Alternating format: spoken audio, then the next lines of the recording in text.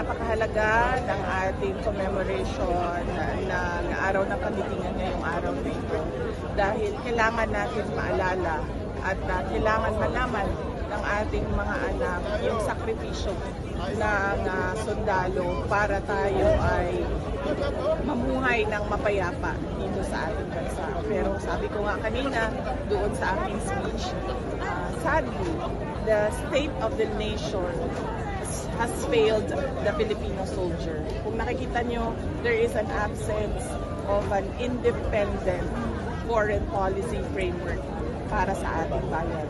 Hindi mo na alam kung kaninong interest ba talaga ang kinoprotektahan ng ating mga kasundaluhan. Pangalawa, yung dahan-dahan na pagbalik ng insurgensiya.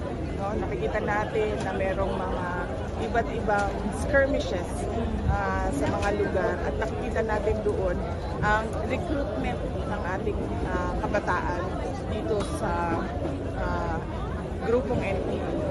At pangatlo ay yung altering ng ban sa Bangsamoro peace process. Nakikita din natin dito na na-agitate na yung grupo ng MILF dahil hindi na nasusunod kung ano man yung mga napag-usapan. At nakikita nila mabagal yung pagbabago doon